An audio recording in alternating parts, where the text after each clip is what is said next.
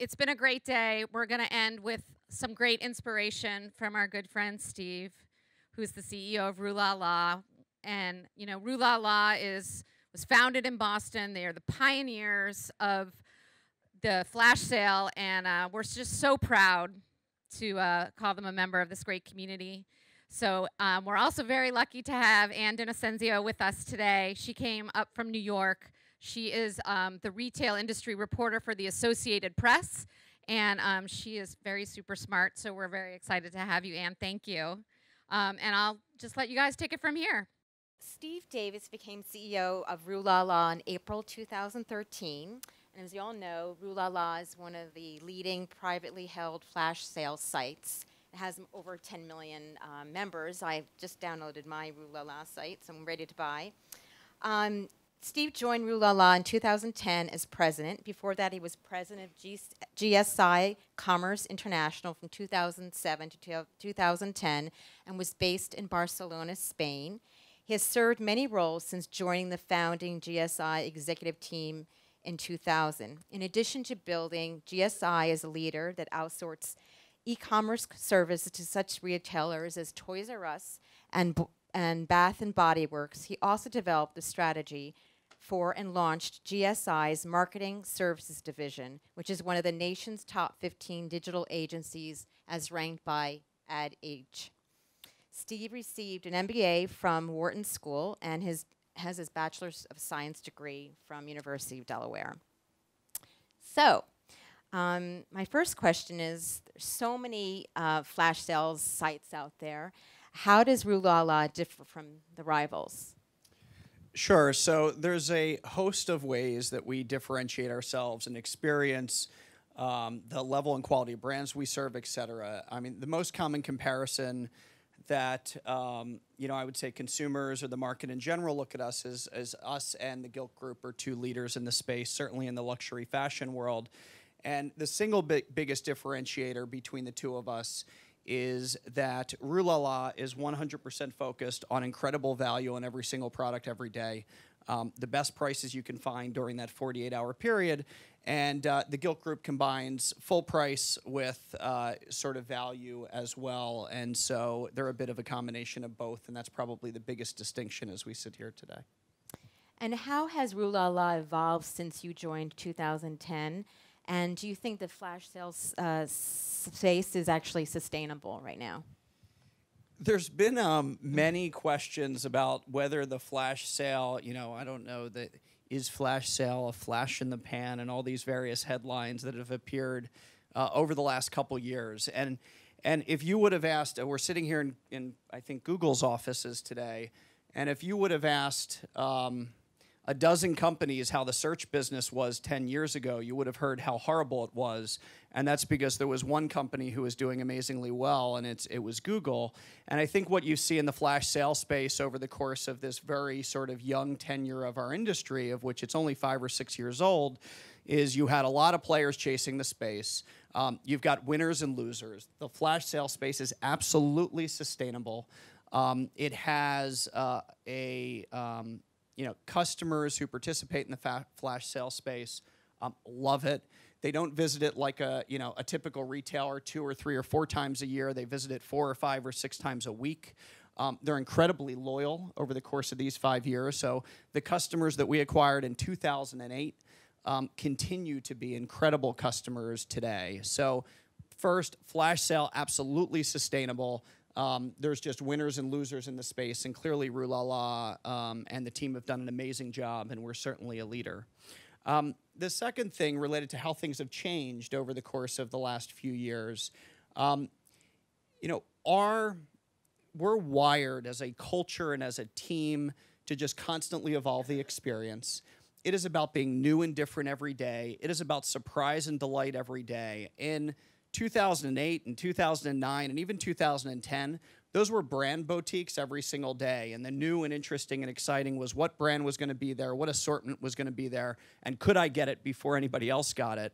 As you fast forward to today, there is this much more, there's this evolution of content and commerce coming together that's a really big change in the business. And so it's not just about brand boutiques every day, but it is about curating assortments at times with television shows or movie launches that are coming out. So The Great Gatsby launches a movie, and we put together a Great Gatsby boutique around the fashion of Great Gatsby. Bonnie and Clyde launches a series on Lifetime, and Lifetime comes to us and to celebrate the launch of Bonnie and Clyde and really market the launch of Bonnie and Clyde. They want Rue to communicate to its 11 million members and curate a story around the fashion of Bonnie and Clyde. And so you've got this interesting intersection between content and commerce coming together that also extends to 10 ways to wear a black blazer or things of that nature that you might typically find in fashion media or fashion magazines, but you're now consuming in this sort of retail concept, which is a new store setting every single day. And you work with such amazing brands. How are you able to get them? So we do have an amazing set of brands. Relationships with those brands could not be more important. And all of these brands do not need another channel for excess or off-price merchandise. I think I heard TJX are sponsors of this event here, and TJX is a huge and very successful retailer, and TJX could take all of the inventory of all of our brands if our brands would be willing to just give it to TJX. And so the most important reason that brands actually do business with us is not because they need another outlet for this, but because far more importantly, we are a marketing platform that introduces them to new customers. So for Lifetime, they're paying us to create a boutique around Bonnie and Clyde and really promote this. To the brands, they're giving us access to inventory for us to be an incredible marketing channel for them. And we provide them visibility and research into the sales patterns and demographics that actually occur, and actually how many of our customers are new to brand.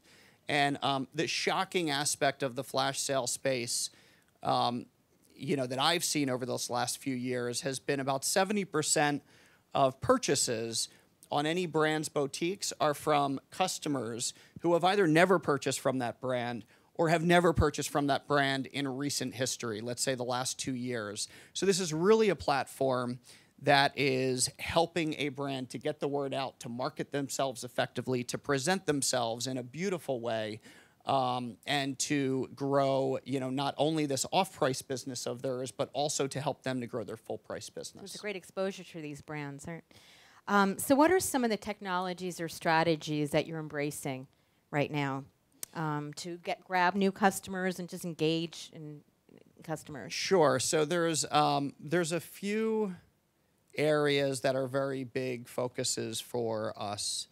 The prior panel talked about personalization.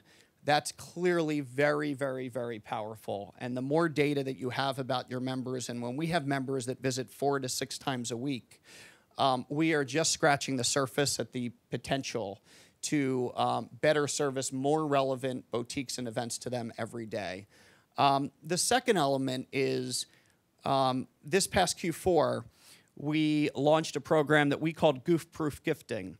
And Goof-Proof Gifting was a program that was fostered from the research that we've done with customers with 2 observations. The first observation was our members were dominantly buying for themselves on Rue La La and not for their friends. And so we had an opportunity to make Rue La La a gift destination. The second big observation in realizing that was, what are the friction points that our members have to buy gifts on Rue La La, or frankly, in this case, on any e-commerce site? And one of the big things that we learned in that process is e-commerce has failed to solve the brick and mortar gift receipt.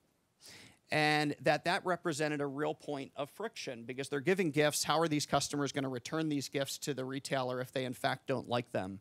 And so we launched a program called Goof-Proof Gifting, which not only offered free returns to the member if they purchased it for themselves, and we offer free returns with credits, but it actually guaranteed that every gift recipient of our member would love the Rue La La gift. And if not, we offered free return shipping directly for that gift recipient to turn it directly to us and then get anything they wanted on Rue La La. So we really came up with, the gift receipt solution for online. I'd argue even better than the gift receipt because they didn't have to leave their home to go return it. They didn't have to deal with the big lines after Christmas. And it not only helped to grow our gift business with our own members, which was a really important thing, but you said, how are we sort of evolving to acquire new customers? The amazing number of new customers that we got, because so many of the gifts are being given to non-Rue members, we'd almost prefer them to return the merchandise. Because what it meant was we got a new member who got introduced to Rue, who could see the amazing values, and then was a member base that we could build upon. So those are two examples of areas that are real focuses for us. Okay, great.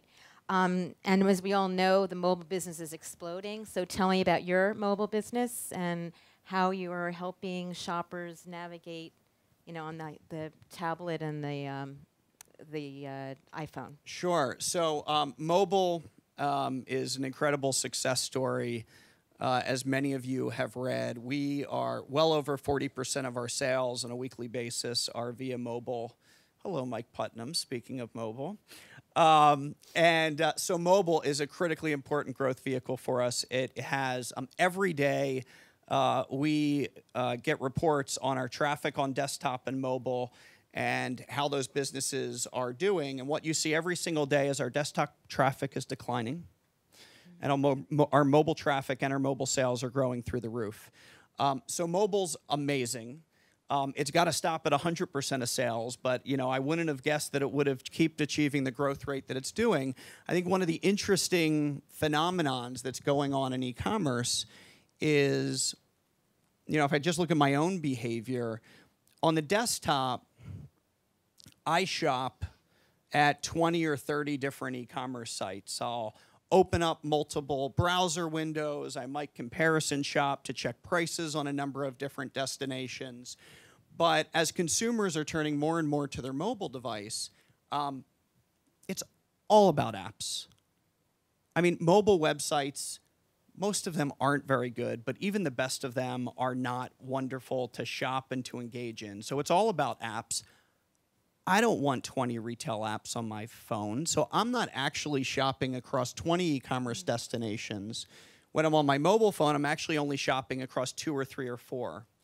So I think, you know, one of the interesting dynamics ahead in the mobile space is there's going to be even more a land grab and a concentration of success amongst a chosen few in every industry. And you're going to shop in a smaller number of more important destinations to the consumer on the phone. What we find is when we get you to download an app and engage with Rue mobily, we get a much higher share of wallet from you than we would otherwise get if you were just desktop. And certainly our multi-channel is multi-screen. I really want you on desktop. I want you on your mobile phone, I want you on your iPad too, and the most valuable customer is all three. But there's going to be a dynamic shift in share components. It's going to be, you know, the big are going to get bigger and stronger in any particular space on the mobile phone, and certainly consumers are going to keep driving the growth of that. And that's a big opportunity for us. So it's the battle of the apps, right? This year, or so it is the battle of the apps, and I think that you know, we're lucky. And, you know, you want to be lucky and smart in whatever you do. And in the case of mobile, we're probably more lucky than smart. But the nature of our business is new sales every day at 11 a.m. And if you don't get there quick, you miss the best assortment. And so our members that love that model are not always at their desktop at 11 a.m. So our business is a natural, obviously, candidate for the mobile platform for that reason. And it's up to us to really capitalize on that opportunity today and the leadership that we have in the space. And there's a bunch of new things that we're working on that we're not yet prepared to talk about, but we really think are going to help capitalize on our leadership position. I know you had told me in the past you've really kind of decluttered your site in the past year. Maybe you can tell us about that, or what you've done to make it easier. Yeah, it's as you know, for those in the room who design mobile apps, you know, as you sort of cross the chasm from desktop to mobile, success is so much about simplification.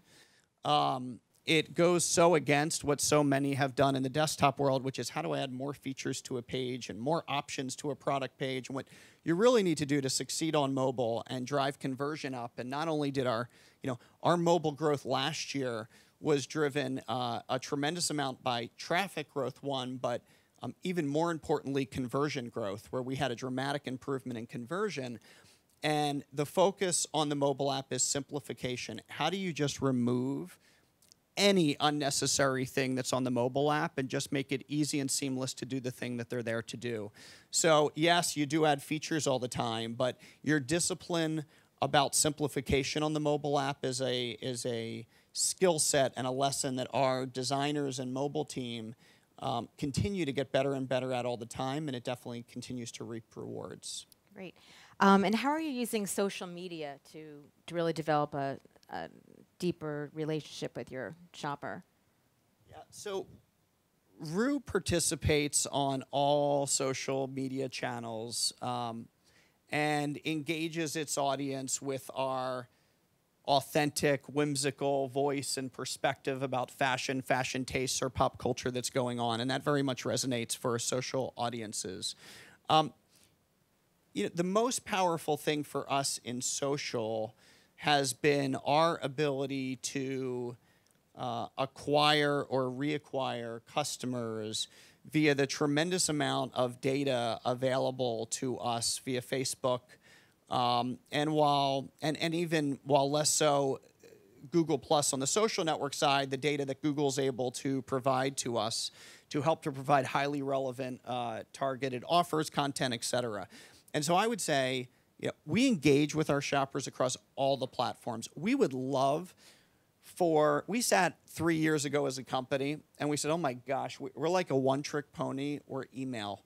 And oh my gosh, who's gonna read email like 3 or 4 or 5 or 10 years from now? We've got to diversify out of that.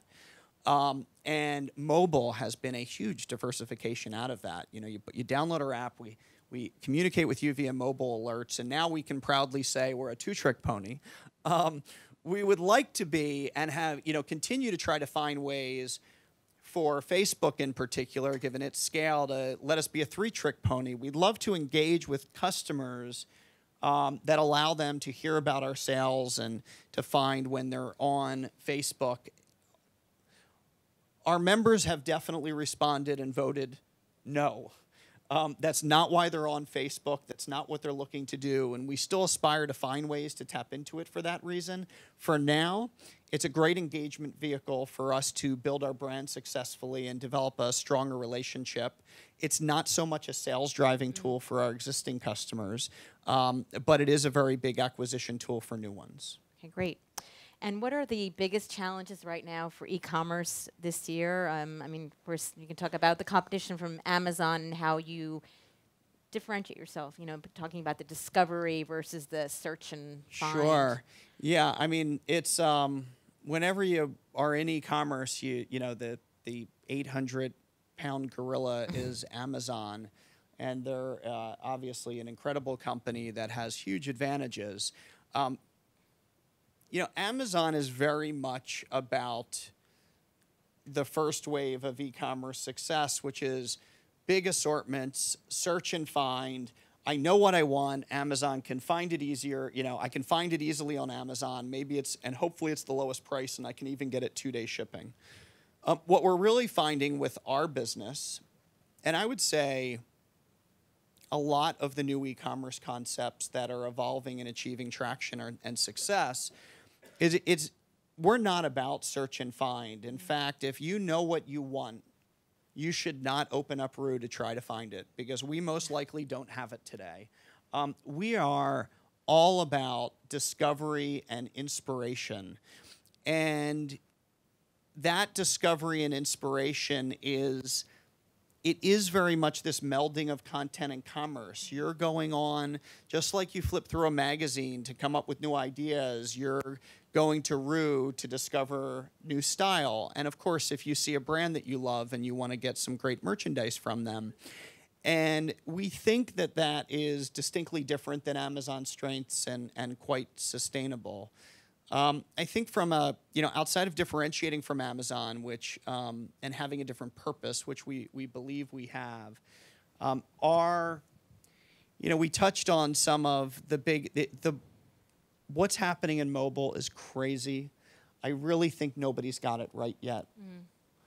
I feel like in 1998 or 1999, when e-commerce on the desktop started coming to bear, you had all these retailers that just applied their offline concepts to online, and they got crushed by people who thought differently about the channel. Amazon crushed Barnes & Noble because they didn't think about, it as the assortment of a Barnes & Noble store, but something, 100,000 times bigger. And so traditional retailers, I would say, have lost the shift from offline to online. And, I think that if all you do as a traditional online retailer is think about how do you port your desktop e-commerce business to mobile e-commerce, you will be restricting your thinking in a way that will probably doom you to failure, just like Barnes & Noble was doomed to failure with Amazon strategies. And so for us, the big challenge ahead is how do we think about playing a really important role in this mobile-dominated shopping wave that's occurring. And again, we feel like we're really well positioned, but we don't think that what we're doing today is what's going to propel that wave for us go forward. It's doing a whole bunch of different things and thinking about mobile in a very unique way. It's a huge, huge challenge. We're very excited to be. I apologize for the sort of brick and mortar retailers in the room because we feel we love the fact that we're a .com with the only ability to focus on that. I think for brick and mortar retail, and we had some of these discussions before too, I think it's really hard for brick and mortar retailer right now because so many of them that I talk to have to figure out how to justify the square footage of the retail stores that they've got 15-year leases on, for the next 10 or 15 years. So they've got to put so much heady thinking and innovation into how to justify a legacy asset and a cost structure that probably has no reason for being in many retailers' cases in this current sort of digital world. And I think that gives us a nice opportunity to innovate more successfully than they do. And so what do you envision as the next big disruptive force in e-commerce? I am, aside from what we've talked about, I'm amazed with some of the real-time delivery services that are out there and trying to find a way to take all the inventory around you and deliver it within an hour. So eBay's got a solution and Google has a solution, and I think there's one or two others. I think it's an incredibly disruptive force. There's going to be only a few players that make up the dominant sales in any retail category. You look at books and it's Amazon and it's probably Apple now and not even Barnes & Noble. You look across various retail categories and you're only going to have 2 or 3 dominant players, I believe, in this digital world. And the big challenge is how do you make sure that you're one of them? Okay. Do you have time for one more question before the Q&A? Or okay. I guess, how do you stay on top of trends? So maybe you can talk a little bit personally what you do. You're in Boston, obviously it's a tech center here, but how do you stay on top of what's next? Yeah, there's a few different ways. One of the most important ways is talking to entrepreneurs starting new things and VCs funding them. I find that an amazing way to get inspired and to think outside the box. I love to put myself in different forums outside of our industry to understand other industries. That becomes fuel and inspiration for me to think outside the box. And the third way is just to be very close to our customers. I mean, the beautiful part of our business is, everywhere I go, there's passionate Root customers around me telling me, the 20 things that we can do better. And there are so many things that we can do better, but it really makes, it's impossible to not stay close to your successes and failings when every one of us in the office is a huge Rue La La shopper, and every one of our friends that we go out to dinner with are big Rue La La shoppers, and Rue La La shoppers are really, really passionate, and they really love to share all it is that we can do better, and it's a wonderful source of inspiration as well. Okay, great.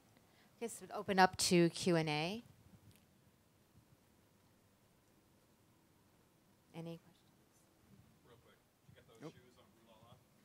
I did get these shoes on Rue La La, actually.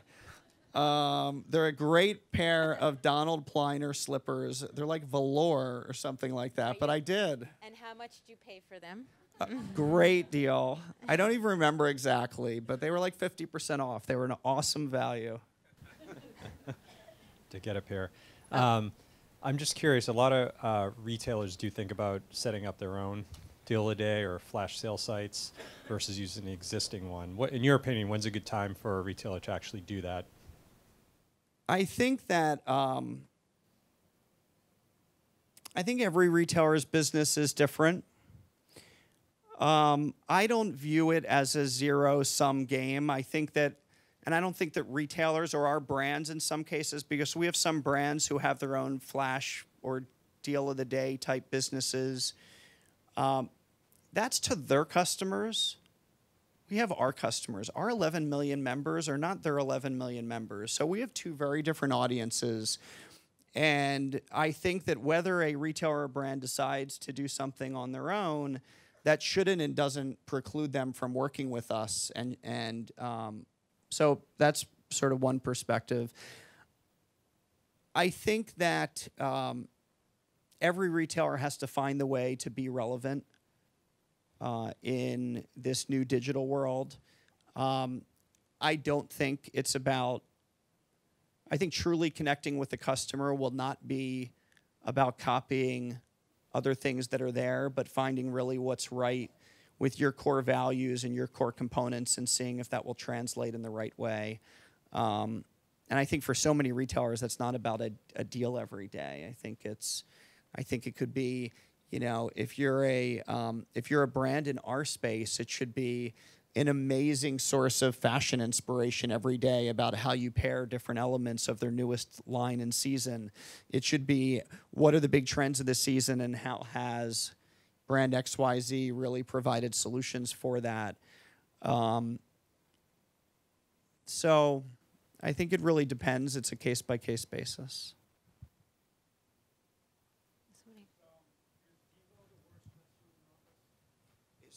Is who? Oh, D'Lo. Is Mike DiLorenzo the worst dresser? Anybody that's come from the NHL has to be one of the worst dressers in the office. So the answer to that is yes.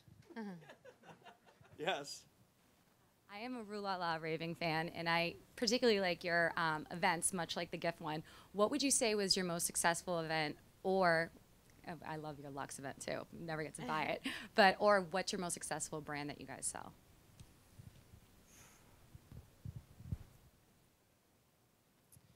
So that's a tough question. We are a really diversified business. There's no brand of ours that represents more than 1.5% or 2% of sales. So we really don't have any brand that dominates what it is that we do every day. We have European luxury brands, Christian Louboutin as an example, where we could sell 1,000 times more product than we get our hands on. And so the level of excitement that gets created when we bring that product to the site is amazing. When we curate events, like another curated event we did is we partnered with, and forgive me because I don't watch this show, I hope I don't get the name wrong, but American Horror Story, I think is the name of the show. And we did an amazing event around there, and it not only, it got incredible visitation. I mean, people couldn't wait to kind of see the fashion that went with American Horror and the style that went with that. It checked through, it sold in an amazing way. And, you know, our members voted with a big yes in terms of engagement for that. And so that's an example of a very successful boutique from a volume perspective. And we always think about, I mean, volume's important to us, of course. We've got to keep growing our volume. But engagement for us is more important than volume. If we put on something exciting every day and we can get you to visit more frequently or just love what you saw, it doesn't matter whether you purchase or not. We know that engagement means loyalty to the brand, you like what you're seeing, and you'll come back more frequently, and ultimately you will buy. And so there's a lot of these content and commerce intersections, and we're figuring out, we're in the very early stages of learning about what works and doesn't, and we've got a lot of misses like we have hits. But getting it right gets the member really excited about what they saw and really increases their visitation in an exciting way. And that's very much on my radar. Any other questions? Are there different segments of flash sale sites? So some that have more cachet than others, like I would assume yours. So you just mentioned Christian Louboutin shoes. Is one of the reasons why you're not getting as much inventory to sell as you want because they're afraid to put their product on the site because of any perceptions around that? And because you have those 11 million members, are you able to be more selective around what you put on the site? In other words, is there also an example of like the old 5-day filings basement, you know, sort of, you don't want to be that site. So it's the real bargain bin site, but you guys have a different level. I'm trying to phrase that. Yeah, so there's no question that the Rue La La aesthetic and quality level are an important component of getting product, really to start getting any product. And then there are always brands that, that you want to get more of. When you think about why brands leverage us, they don't leverage us to drive huge volume for themselves. And that's it's a little bit of a funky sort of, I don't want to call it a conflict, but it causes the source of dialogue. Brands would love to be on us with frequency. They don't really care whether they do, in many cases, you know, $100,000 or $1 million or $5 million. It's about the exposure to 11 million members in a really powerful way. And that's a conversation. Across the flash sale universe, we get access to brands that other players in the space that are lower end or play in more of the mass market side just don't get and won't get. But people are carving out success at all levels of it. You take a business like Zulily, which is really the one flash player who's gone public.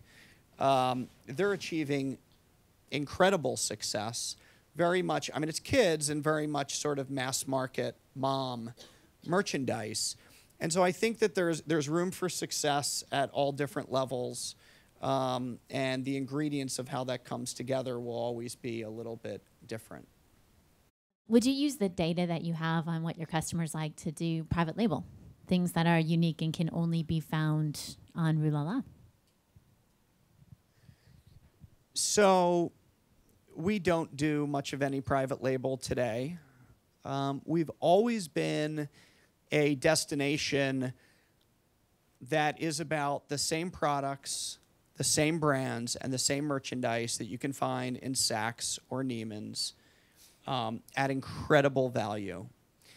And the reason that we haven't jumped into private label space, as many players do, is because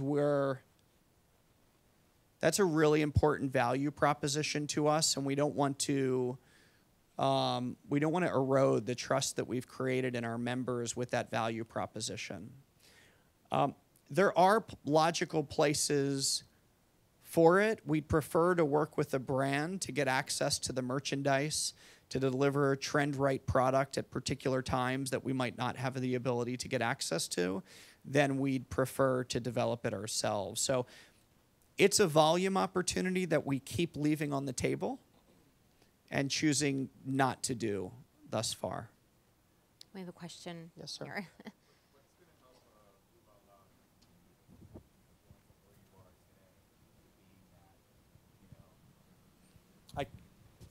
I can repeat the question, sure. The question was, what's going to move the needle for Rue La La to really take us from where we are today to where we want to go, or much higher scale than we've had before?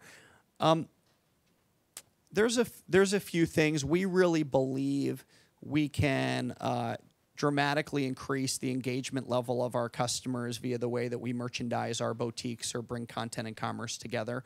One of the most powerful drivers of our growth over the last few years have been the increase spending of our existing buyers and how much more share of wallet we're getting, and we think that there's a lot of room to continue to be far more effective and better to that group. Additionally, we've been a business that's been almost entirely driven by virality for our first 5 or 6 years, friends inviting friends. We didn't spend money to help to build these Google offices here and other sort of traditional paid media. It was all viral and word of mouth. And certainly in sort of contrast, if we look at Zulily, who went public, and while not a comparable to us in merchandising mix or even sort of customer demographic, in model they are. And, you know, at sizes similar to us, they spent 15 times more in marketing spend than we spent, and really could spend really successfully to dramatically increase scale. That's intriguing to us. We're experimenting a lot about how to, you know, more effectively grow our scale beyond just the virality of our business. We are seeing, it's early. We started this journey maybe 12 or 18 months ago. We're seeing a tremendous amount of success. And, you know, most importantly, with the data that's available in the market via Facebook platforms, Google platforms, or otherwise, your ability to target and really do interesting, relevant things, it blows my mind what you're capable of doing today and how you're capable of segmenting audiences and communicating. And forget about just blowing my mind conceptually, the results are blowing my mind. And I think that that can be a really important, powerful way to drive our business. The third thing that I would also mention is we always think about, we know so much about what brands our members love, and we have those brands for like 8 days a year. So we think a lot about how do we preserve the model that is ours, but is there a way to capitalize on this incredibly valuable information the other 350 some days a year for us? And how can we do that in a way that really adds value to our member, most importantly, and is also true and builds upon the Rue La La model? And we think that there are scale-changing opportunities there as well.